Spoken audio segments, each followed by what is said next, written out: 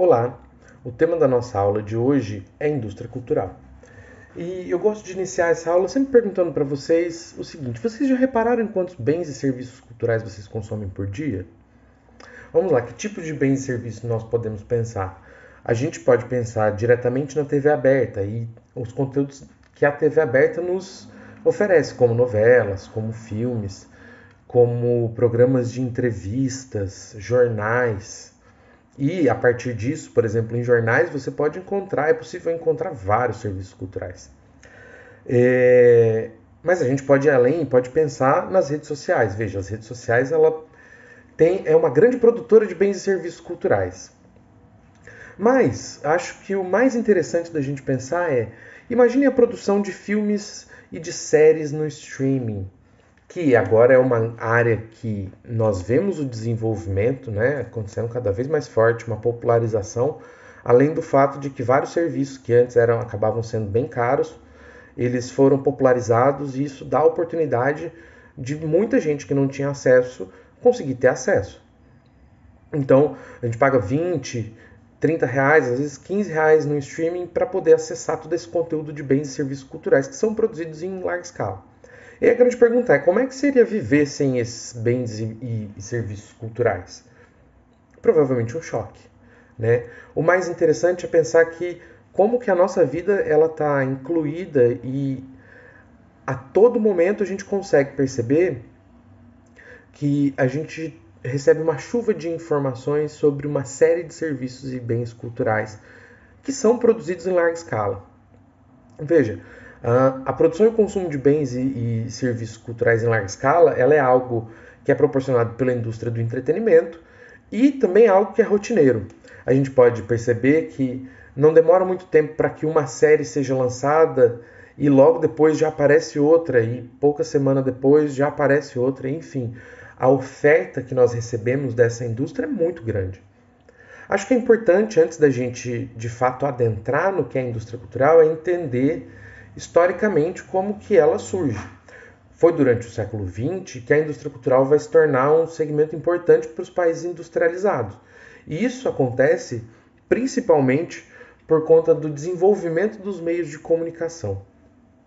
Principalmente o de difusão de informações, como rádio e a propaganda, elas foram se intensificando e a tecnologia foi permitindo com que esse tipo de técnica de transmissão de conteúdos, como rádio, como publicidade, como a TV, mas principalmente como o cinema e o rádio, foram muito importantes para darem não só início à indústria cultural, como também desenvolvimento a essa indústria cultural.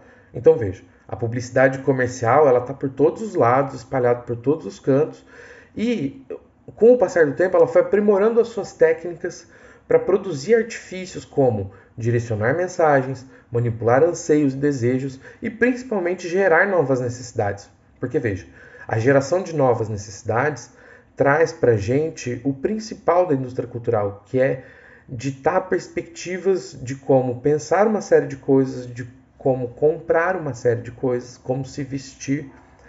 E isso se mostrou para a indústria algo muito lucrativo e imprescindível para o capitalismo. Além de ser algo que as pessoas gostam, em geral, que é ter acesso à cultura, essa cultura ela é instrumentalizada para que ela dê lucro, né? Então vamos lá, voltando ao contexto histórico, indústria cultural é uma expressão criada pelos pensadores alemães da escola de Frankfurt. E ela estava preocupada em designar a produção artística e cultural, tentar compreender, né, como que a produção artística e cultural ela passou a ser produzida em massa e de maneira padronizada. E veja, a escola de Frankfurt ela é uma vertente de teoria social e filosófica que é associada ao Instituto para Pesquisa Social da Universidade de Frankfurt, na Alemanha. E aí, quem são seus principais pensadores? De cara, os mais reconhecidos são Theodor Adorno e Max Horkheimer. Esses são os nomes que sempre circulam associados à indústria cultural. Eles fazem parte de uma primeira geração da escola e tem outros companheiros, colegas, pesquisadores que foram. Herbert Marcuse, que sempre aparece em vestibulares porque as questões que ele ressalta sobre a indústria cultural são super interessantes.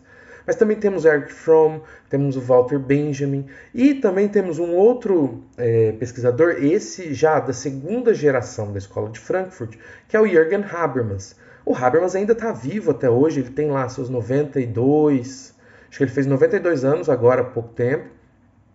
E ele continua na ativa aí, ele produz muito pouco hoje em dia, mas a produção teórica do Habermas é sensacional, é fantástica. Mas veja, voltando à escola de Frankfurt, o que a gente precisa pensar é, esses teóricos, principalmente o Adorno e o Horkheimer, eles vão utilizar o conceito de indústria cultural para analisar o contexto histórico em que eles estavam vivendo, que eram as primeiras décadas do século XX. E aí, lá em 1947, eles já estavam nos Estados Unidos, e lá eles fizeram uma obra chamada Dialética do Esclarecimento. E nesse livro eles têm esse texto super conhecido sobre indústria cultural. Veja, qual é o contexto que fez esses autores irem para os Estados Unidos? A gente precisa lembrar que na Alemanha, nos anos 30, o nazismo chegou ao poder e ele proibiu qualquer tipo de produção intelectual que fosse diferente da ideologia do Partido Nazista. E esses pensadores eram pensadores críticos, e críticos também a esse sistema de governo, eles se viram obrigados a sair de lá da Alemanha porque eles também eram judeus. E esse é um grande ponto importante para a gente pensar o que eles tiveram que fazer e como eles fizeram para chegar nessa ideia de indústria cultural. Pois bem, no meio dos anos 30, eles se mudam para a Bélgica, passam 2 anos lá e vão para os Estados Unidos. Ao chegar nos Estados Unidos, o que eles percebem? Que existe um crescimento vertiginoso do cinema, do rádio, da indústria fonográfica, que é a indústria que produz música, dos quadrinhos, da publicidade, e esses autores perceberam que essas indústrias dessa parte cultural, eles estavam produzindo bens culturais numa escala industrial. E aí esses pensadores, o Adorno e o Horkheimer, eles ficaram muito... como eu posso dizer, eles estavam percebendo que a arte em si não estava cumprindo com a sua função. A função que eles concebiam de arte era uma arte que fosse reflexiva e crítica, que trouxesse ao espectador a oportunidade de poder refletir sobre aquela arte. E o que eles estavam enxergando? Que esses bens culturais produzidos em massa, em larga escala, eles, na verdade, estavam instrumentalizando a razão dos indivíduos e fazendo com que a lógica do capitalismo invadisse a mente deles. O que a gente pode pensar como instrumentalizar a razão? Direcionar o nosso pensamento. Esse pensamento ele acaba sendo direcionado de uma forma que o nosso comportamento seja relativamente esperado a partir daquele direcionamento. E um dos comportamentos esperados com a indústria cultural é a promoção do consumo, que é a lógica do capitalismo. O consumo que gera lucro, que é o principal objetivo do capitalismo, né? Então veja, a indústria cultural ela teria como finalidade a reprodução exponencial do lucro. A ideia é essa, é produzir na gente, gerar necessidades novas e com essas necessidades para que a gente possa consumir e com isso trazer diretamente a relação com o lucro, né? Ou seja, a arte é instrumentalizada também, ou seja, a arte é direcionada para dar lucro. E isso a gente dá um nome, né? A arte vira mercadoria. Pois bem, para o Adorno e para o Horkheimer, o que estava acontecendo com o processo de produção de arte? Eles estavam enxergando que estava ocorrendo um processo de produção muito semelhante ao do Fordismo. O que o Fordismo fazia? A fabricação em série de bens materiais. Só que nesse caso, era uma fabricação em série de bens culturais.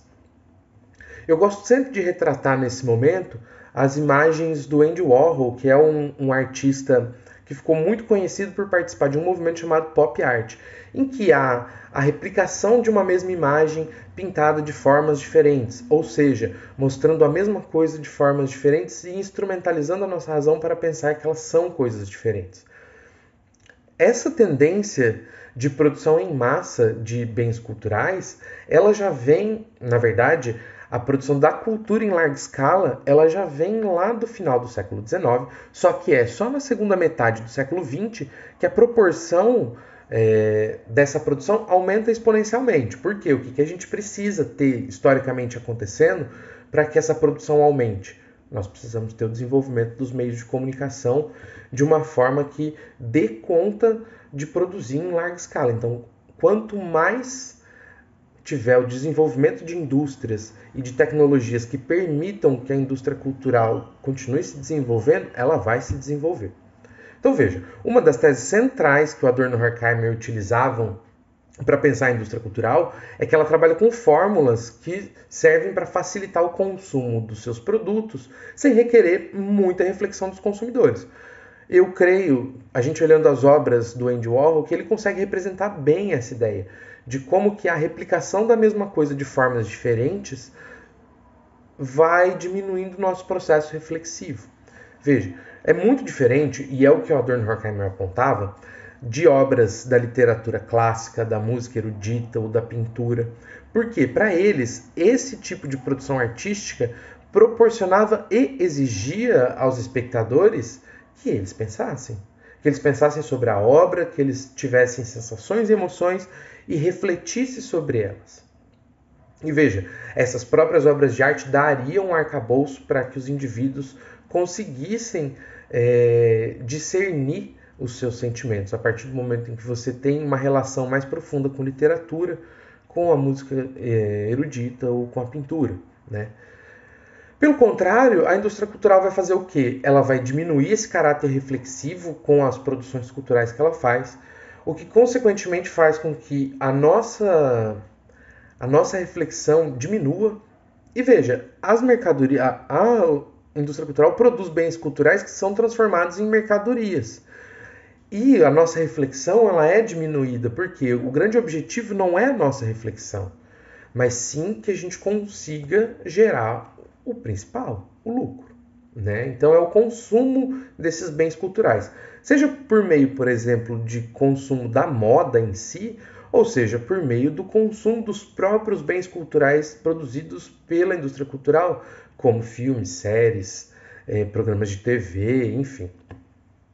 Uma outra ferramenta que é importante lembrar é que a indústria cultural utilizou um processo chamado técnica. Então veja, esse processo ele auxiliou e ele auxilia até hoje na forma como os diretores, por exemplo, produzem um filme, produzem a trilha sonora daquele filme, ou seja, quais sensações e emoções nós podemos sentir naquele momento a partir daquela música, porque Adorno e Horkheimer já vão dizer lá atrás que a indústria cultural produz um tipo de música que entra nos nossos ouvidos e que a gente sabe que a cada compasso da música, mais ou menos o que vai acontecer, porque a gente consegue conceber qual é o tipo de sensação que aquela música produz, de tão acostumado e naturalizado que a gente está com esse processo. Então veja, a produção da trilha sonora tem uma importância enorme, a produção do figurino também, da fotografia do filme, ela é cuidadosamente estudada para que a gente consiga garantir que a mensagem, a gente não, né, a indústria cultural, consiga garantir que a mensagem que se quer passar, que ela seja transmitida de maneira adequada. Eu gosto sempre de pensar o quanto a gente pode questionar a representatividade negra, por exemplo, dentro dos filmes hollywoodianos. Essa semana a gente teve o lançamento do filme da sereia Ariel e ela é representada pela Halle Berry, que é uma atriz preta. E essa representação social de uma sereia preta causou um furor na internet que mostra uma série de coisas. A primeira delas é um vídeo que eu vi que eu achei super interessante, é o de algumas meninas jovens, crianças, em que, quando elas veem a sereia preta, elas choram e elas começam a rir de alegria, mas principalmente elas ficam confusas, porque elas nunca tiveram uma representação daquele tipo. Então, o que elas... A reação delas mostra como que a representatividade é importante e é uma questão, hoje em dia, que é muito cobrada socialmente e que a indústria cultural se aproveita disso, porque ela transforma um bem cultural e transforma uma representatividade em mercadoria para ser consumido por esse público que quer se enxergar e quer se identificar com aquela representação de si. De alguma forma, a representação é essa. São essas crianças pretas que se identificam e falam assim, olha que legal, ela também é preta como eu. essa é uma questão, a questão do racismo e da identidade negra, que precisa ser difundida mais e conversada mais sobre a representatividade, precisa estar não só no sistema social e político, mas também no sistema cultural. E aí, um filme desse trazido pela indústria cultural tem uma representatividade positiva, mas qual é o problema? É a gente deixar de identificar quais são os outros problemas gerados, mas também o que como eu posso dizer para vocês, como a moral brasileira ela é diretamente afetada pelo racismo, como de fato o racismo é estrutural e ele está estruturado na sociedade em exemplos como que eu vou dar agora. A grande discussão que estava na internet que eu consegui acompanhar pelo Twitter era onde já se viu uma sereia preta. Isso traz muito da representatividade das pessoas pretas no cinema, principalmente para crianças, e o que mais me chama atenção em relação a isso é imaginar que o que causa espanto é o fato da sereia ser preta, e não o fato de ter uma representação de sereia, que não é algo material, não é algo que existe no nosso mundo terreno. Então, a indústria cultural, ela também proporciona e escancara como que esse processo acontecendo durante muito tempo foi atrofiando o nosso cérebro e a gente só consegue ver situações aparentes. Veja, as técnicas utilizadas para instrumentalizar a nossa razão, elas servem a diversos pontos. E aí, principalmente, o que essas técnicas visam, ao fim das contas, é o quê? O capital. É conseguir transmitir a mensagem necessária que a indústria cultural quer transmitir e, principalmente, que as pessoas entendam o que elas estão consumindo e entendam muito mais do que isso de uma forma simples. E a ideia de instrumentalizar a razão trazida pela indústria cultural é essa. A gente pode pensar a indústria cultural que ela instrumentaliza a nossa razão para fins culturais, para fins esportivos, para fins sociais e para fins políticos. E a gente pode pensar como a propaganda teve um papel central no governo nazista com Adolf Hitler e a sua equipe. Porque o nazismo foi muito eficiente em conseguir difundir por meio da propaganda a sua perspectiva ideológica. O que não quer dizer que a perspectiva ideológica do nazismo seja correta. Pelo contrário, ela é muito errada. Inclusive, ela é crime na nossa sociedade, na nossa Constituição tem lá que apologia ao nazismo é crime. Mas veja, nós temos uma indústria que pode ser colocada a serviço do crime, da política.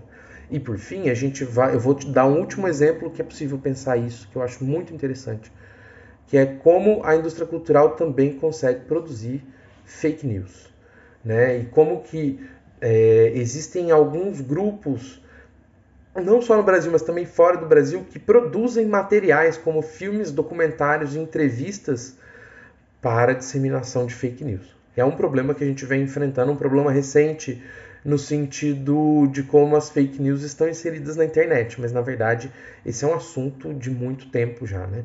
Dessa forma eu gostaria de encerrar essa breve aula, sabendo que faltam algumas características da indústria cultural, mas eu acho que é suficiente para conseguir explanar quais as ideias centrais desse tópico trabalhado por nós nessa aula. Obrigado, boa noite.